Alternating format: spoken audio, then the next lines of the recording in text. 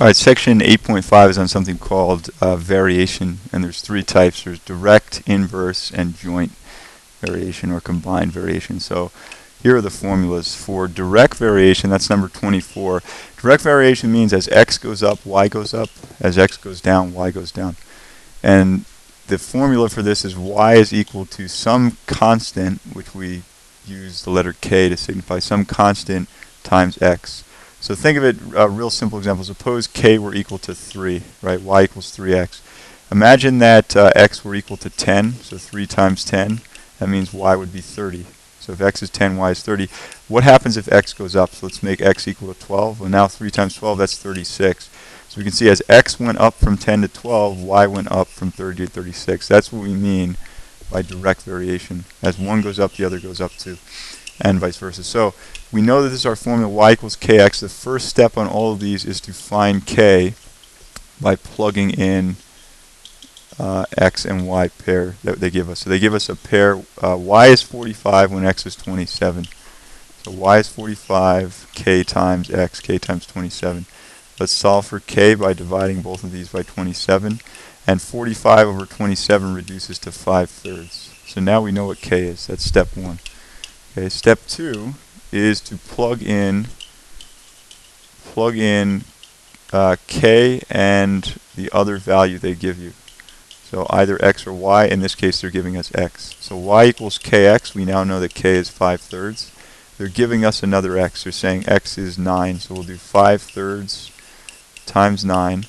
The 3 goes into itself once, and it goes into that 3 times. So y equals 5 times 3, and that should be 15. Here's how we can check. We said that they're varying directly. So x went down from 27 to 9. That means y should go down from 45, and it did. It went down to 15. So that's how we can check. Inverse variation. Okay, inverse variation is the opposite. That's what inverse means. As x goes up, y goes down. As y goes up, x goes down. Okay, so in this case, instead of y and x being on opposite sides, y and x are on the same side, and now they're equal to some constant k. The steps are still the same. So y equals negative 12 when x equals 4. So our first step is always to solve for k. So we write it just up above. Y equals negative 12 when x equals 4. And that means k is negative 12 times 4, which is negative 48.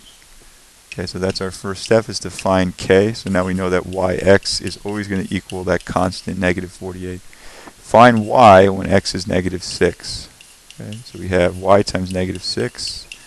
Let's divide both sides by negative 6. And negative 48 divided by negative 6 is positive 8, which you can see there. Okay, variation problems. This is called joint variation, or I think it depends on some books call it joint, some call it combined. I just want to recall. I think they call it combined variation. So this is called combined variation. It means basically that you have, in this case, multiple variables happening at once here. Okay, so let's take a look at this. So we have the same type of formula. So y varies directly with z. So how do you write that? Well, we just did it above. Y varies, here it was y varies directly with x on 24. So now it varies directly with z. So let's make this y equals, instead of kx, kz. So that covers this part. Y varies directly with z and inversely with x. Well, when it varied inversely with x, it was like number 25. When things are varying inversely, they're on the same side of the equation. So right here it varies inversely with x, so we're going to put the x on the same side as the y.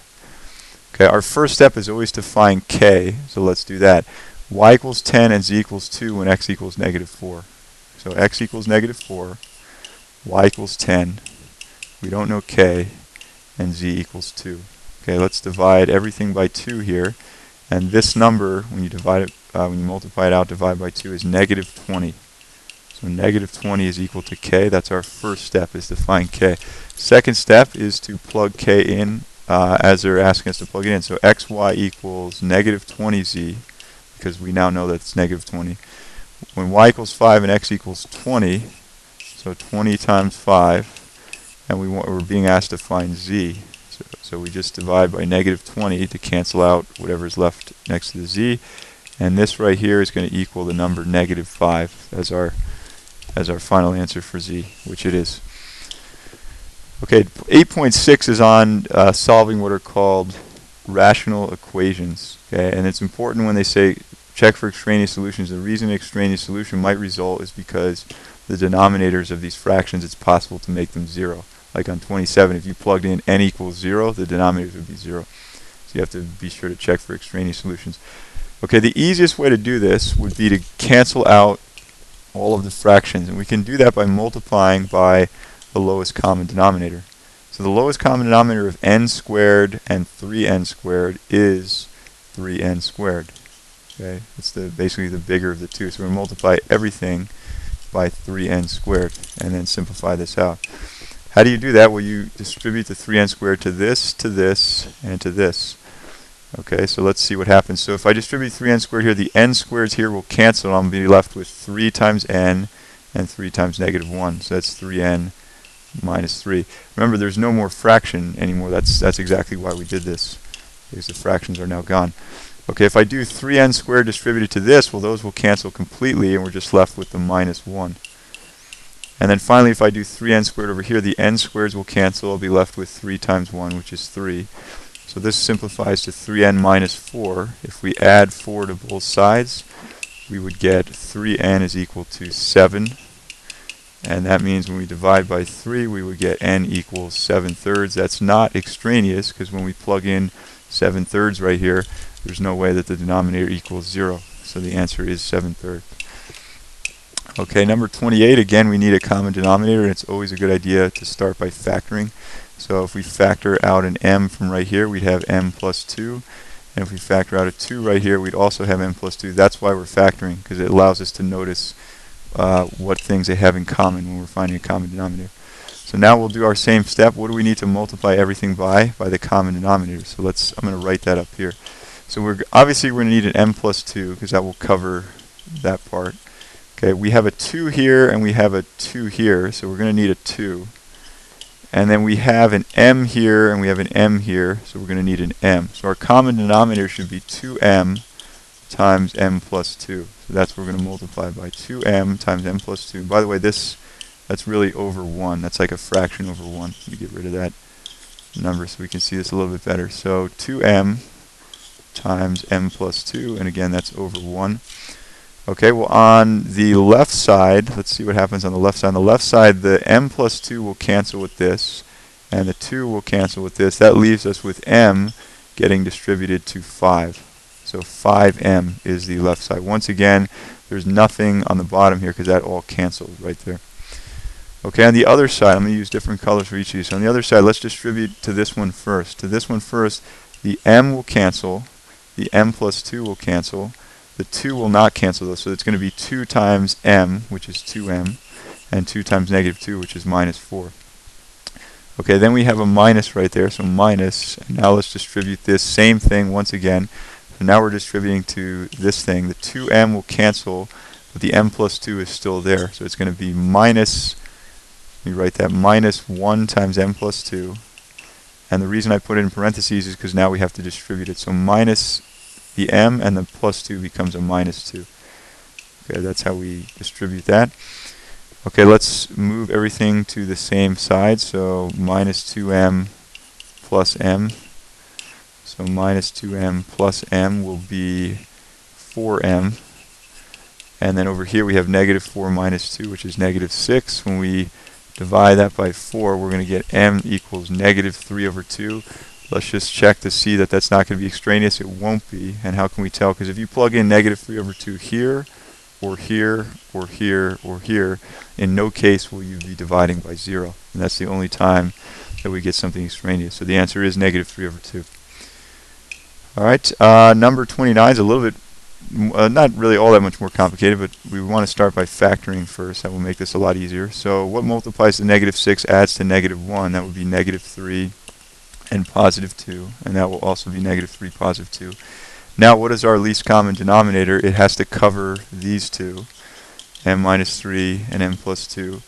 And it also has to cover over here m plus 2, but we did cover m plus 2. So that's our common denominator, basically m minus 3 times m plus 2.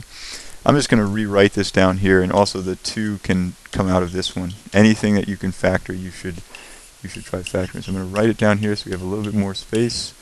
So that's m plus 2, and then we have plus m minus 2, and that's over m minus 3 times m plus 2, and then that's going to equal this thing. It's going to equal 1 over this whole thing right here.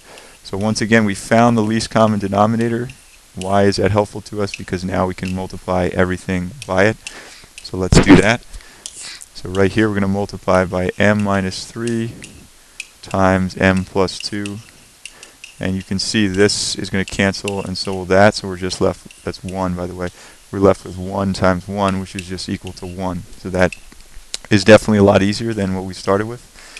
Okay, over here, same thing. We're going to multiply by the common denominator, which is m minus 3m plus 2. And as a fraction, that's like over 1. So first of all, when we distribute to here, the m plus 2's will cancel. So that just leaves us with m minus 3 times that thing. So 2 times m plus 4 times m minus 3. Okay, now let me use a different color for this. Now when we distribute this to over here, this will cancel and that will cancel with both of these, so we're just left with plus m minus 2. Okay, now we're in a position to be able to solve this and simplify. It's nice now because there's no more fractions.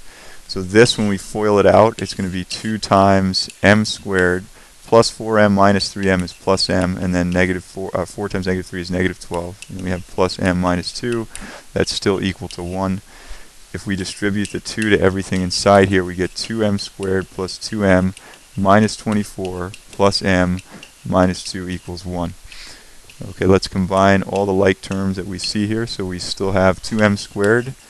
Okay, we have 2m plus m would be 3m. And then we have minus 24 minus 2, and then I'm going to move that 1 over. So minus 24 minus 2 minus 1 is minus 27. Okay, and that's equal to 0. The question is this going to factor? And it will, I think, factor, and let's do it by using the swing method. So we'll swing this over. So we have m squared plus 3m. Swinging means multiplying, so 2 times negative 27 is negative 54. What multiplies to negative 54 but adds to 3? It would be 9 times 6, and it has to be positive 9 and negative 6 to get that to work. Here's a step that a lot of people forget. The 2 was originally there, but it was in the went over to 27, so it's still in there. So we need to get it out. Okay, now if we do this, well, m minus 6 over 2 is m minus 3. And this cannot be simplified, so we'll swing it in front. Now if you were to FOIL this out, you could see 2m times m would be 2m squared, so that would work. Okay. Now how do we solve this? We basically set both of these equal to 0. So if you solve this one right here, you would get m equals 3. That's coming from this one. And then now this one, if you set that equal to 0, 2m plus 9 equals 0. When you actually subtract 9 and divide by 2, you get negative 9 over 2. Those are both potential answers, but we need to check. So 3 and negative 9 over 2. Let's go way back up to the original. 3 and negative 9 over 2. And I can tell you right now that only negative 9 over 2 is a solution, not the 3. Why is 3 not a solution? Because of this here and this here. If you were to plug in 3 to either of those denominators, you would be dividing by 0, and you can't do that. Okay, so that is an extraneous solution. Okay, this 30 is the last solving an equation example, so I'm going to clear this off so we have more space here. Okay, and actually this one is easier than the one we just did. So let's start by factoring anything we can factor. So v is a common factor there. V squared is a common factor here.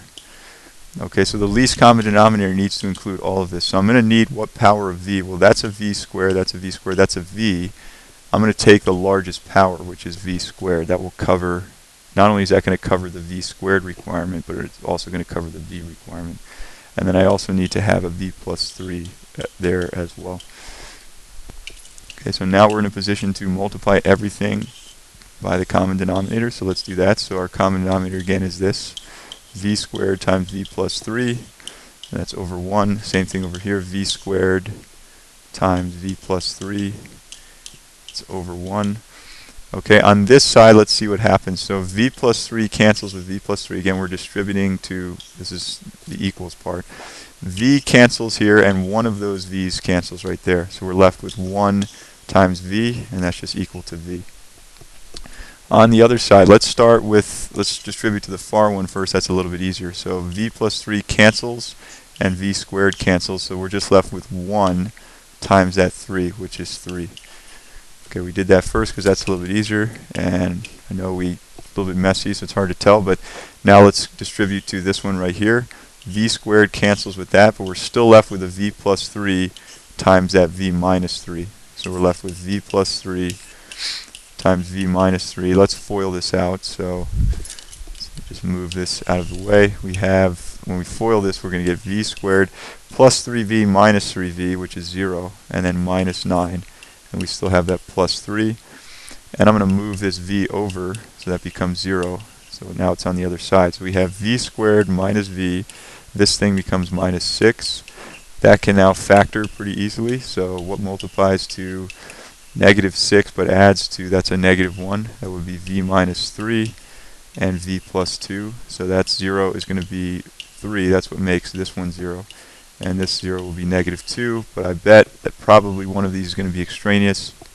And no, I'm wrong in this case. Neither of them are extraneous, because if you plug in either 3 or negative 2 to this original thing, you'll never get a denominator of 0. Okay, so let's just verify that we did that correct. I think we did. So 3, negative 2, and they're both solutions.